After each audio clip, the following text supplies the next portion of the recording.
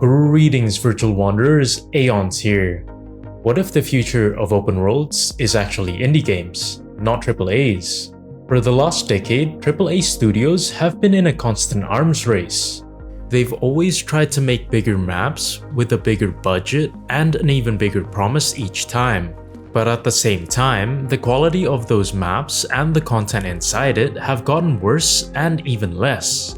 And then out of nowhere, a tiny indie team drops a game with a map you can cross in 10 minutes. And it sticks with you longer than a 100-hour blockbuster. Trust me, this has actually happened more times than you know. Indie open worlds aren't just smaller versions of AAA games. They are built on a completely different philosophy. They often recreate the formulas on their own and do it on their own terms. And to put it into perspective for you, even Hollow Knight's Hallow Nest is more memorable than most 100-hour open worlds. That said, I want to break down the hidden potential of indie open worlds, and why their design philosophy might actually be pushing the genre forward while the giants are busy polishing the same formula. Indie open world games have had a lot of traction lately, especially when AAAs have had a reputation for just being bloated with useless content. That's where indies have managed to swoop in. It makes sense though. AAA studios don't have as much to lose as indie studios. AAAs usually focus on making big maps and spreading the content thin. And more often than not, when you do get to the content, it's usually just recycled activities under a different mask. Imagine that, but then they keep producing sequels, remakes, remasters with the same slop or even newer slop. Indie games, well, good ones anyway, try to fill in that gap by focusing on one idea and basing the whole experience on that. They get away with it most of the time as well, just cause they cater towards a certain niche. And they do that because they can.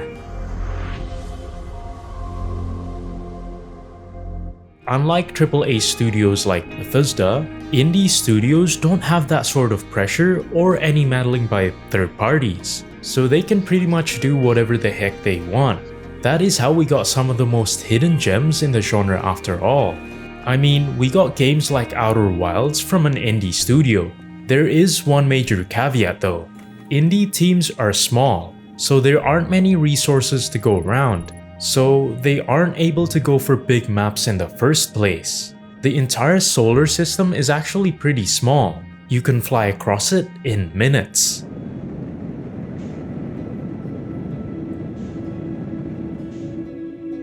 But every single planet revolves around one core design concept. It's the curiosity of what each planet might have. And for the most part, this game delivers.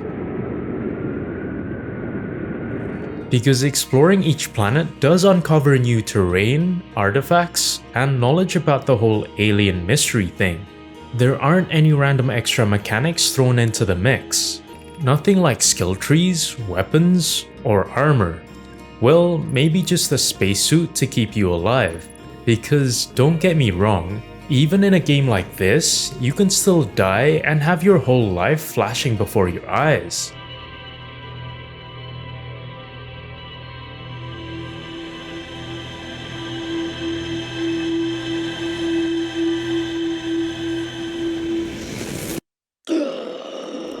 The only thing that keeps you going is what you learn and what you remember on your expeditions across the different planets. And maybe for the art style too. There aren't any quest markers or any markers at all even. Yet they were able to compress their design to make it work. It shows that there's no wasted space in the game. Every feature in the game is intentional and focused, even if that focus comes from limitation. So instead of building 10 systems at 50% depth, they built one system at 100% commitment. That's the hidden potential. The story behind each indie game is definitely worth looking at, because where AAAs prioritize massive spectacles that try to blow your mind, especially with a ton of cinematic cutscenes or never-ending story arcs, indie games prioritize something that's a bit more subtle.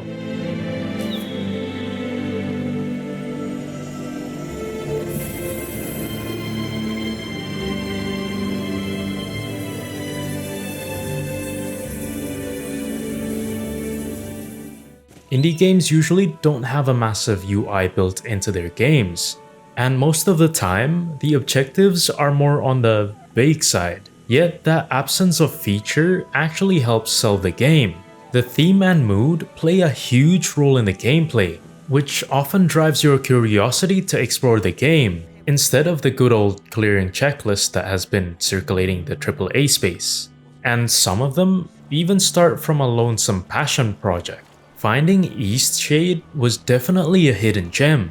Danny Weinbaum, the lead dev behind the game, claimed he started working alone on what he said was a game about a painter, and later expanded to a team of 7 when they finally released the game. And surprise surprise, it was on the bestseller list not long after it was released on Steam. Eastshade's whole narrative is centered around you painting 4 landscapes around the island. That's it. But what you'll find along the way is that the game gives you so much more while you're trying to finish the main objective. And it does all that without any markers on a map or compass leading you there. The game doesn't give you any pressure to do anything. It feels like you just spawn in to explore. You'll get small interwoven stories, help locals, and craft items. All without any dramatic plot, combat, and epic boss fights whatsoever. But somehow, it worked, and I, for one, am not complaining. I do miss the bustle of the city sometimes. And you just won't get something like that from AAA games anymore, just because they're not willing to take the creative risk to experiment with a new formula. So we end up getting the same predictable gameplay loop of just going around completing fetch quests over and over again, without any unique features. Let's be honest though, this is where AAAs might have an unfair advantage over the indies, because AAA studios dominate technical polish. I mean, no matter how bad the actual content inside of AAAs are, 90% of the time, they still manage to give great, detailed visuals. And to be fair, they have a big budget and a lot of resources to pour into that. There are rare exceptions of course, Fallout 76. But for the most part, you can be sure that the gameplay mechanics, like the usual template of AAA games nowadays of combat-based gameplay, chasing icons, or what are supposed to be quests, will be fluid. So because of that, they get lazy with actually designing unique core gameplay, or any universally new mechanic for that matter. They end up recycling what generally works on the market, and sometimes it works. I'm not gonna sit here and lie to you that games like GTA 5, Red Dead Redemption 2, and The Witcher 3 aren't some of the best games out there, but in all honesty, they aren't anything new. They just polish their AAA template really well. Now, let's take a quick step back for a bit. Indie games aren't always perfect. Some indies come with a few bugs as well. Sometimes they even take advantage of the fact that we're just an indie studio. But when they take the creative risk of creating something different and actually manage to make it work, it is super satisfying to play with. The Pathless had a few bugs at the start, like not letting me change the resolution and also small stuff like this. But its traversal mechanics are actually pretty fun to play around with, and most importantly, it works. I spent a good few minutes just sliding and gliding around once I unlocked the mechanics. And mixed with the archery mechanics, they really do work pretty smoothly.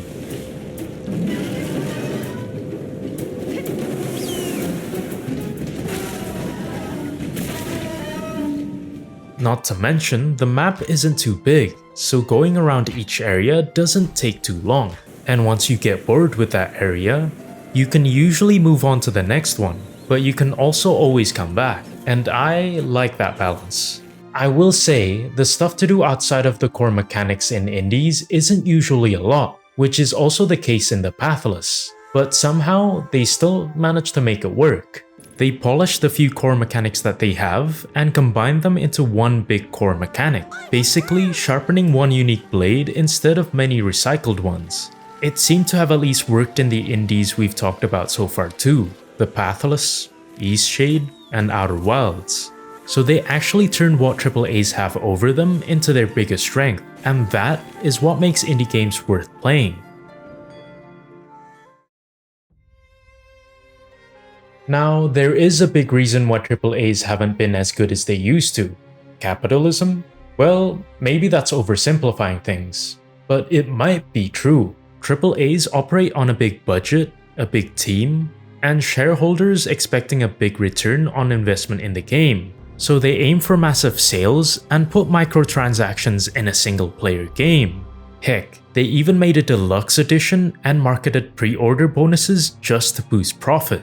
They usually play it safe as well, recycling game mechanics and maybe even masking fetch quests, but just with different stories. From a business standpoint, it makes total sense. What worked before has a big chance of working again, but at the same time, it also oversaturates the market with similar or even the same games. So while they have a big budget and often make their games on a larger scale compared to indie games, they have a much greater risk, because you already know they're gonna lose millions if they risk it for the biscuit and fail, which is probably what happened with Assassin's Creed Mirage. They might have done some things differently, like slapping on a Baghdad Iraq setting and calling it a day. Sorry, but it's true. The story being bland as hell makes it look like Ubisoft did just that. If you want to argue that the game isn't bad, well, it's not good either. I rarely bite and I never leave a mark.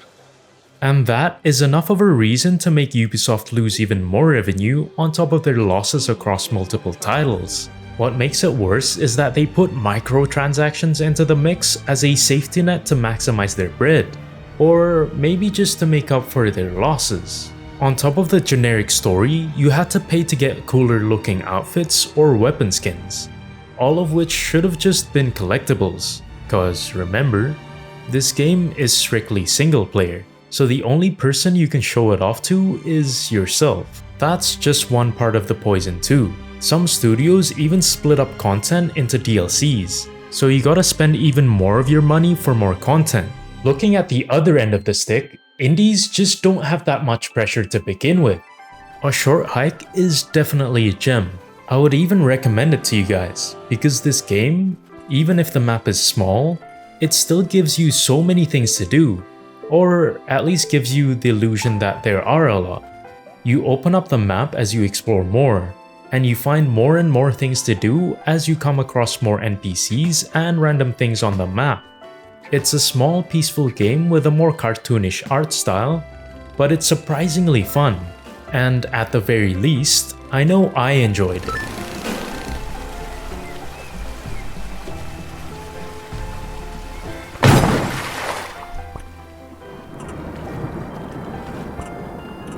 Or there's also Rain World. This one has a completely different vibe from the previous game. It's a bit darker compared to A Short Hike, literally, but it's got this charm to it. It keeps you going by giving you the mystery of its world.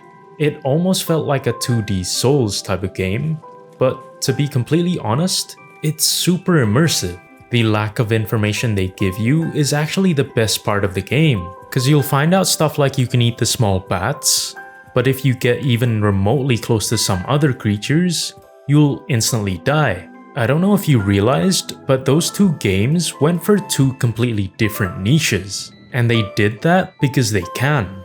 They built on that niche and went all out on it. Both games didn't waste any space in their game either. Each corner seemed pretty intentional, even if the overall map isn't that big. So if you're asking me, indie studios actually have an advantage over AAA studios here, because they can do whatever they want, just as long as they do it well. So when you really look at it, this was never about graphics or map size. It was about philosophy. AAA open worlds are built to scale. They need massive sales, massive engagement, and safe systems that justify massive budgets. Indie open worlds are built to stand out. They survive on identity, cohesion, and committing fully to one strong idea. That is how you get tightly designed worlds like Outer Wilds, peaceful experiences like Eastshade, or small but unforgettable journeys like A Short Hike. So here is the real question. Are indies slowly taking over from under AAA studios' noses? Or will AAAs adapt before it's too late? Let me know what you think down in the comments. And as always, if you enjoyed this take on indies having an edge over AAA open worlds, make sure to like, subscribe, and hit that notification bell so you won't miss any spicy content in the future. Okay, that's it for now, and until then, happy exploring.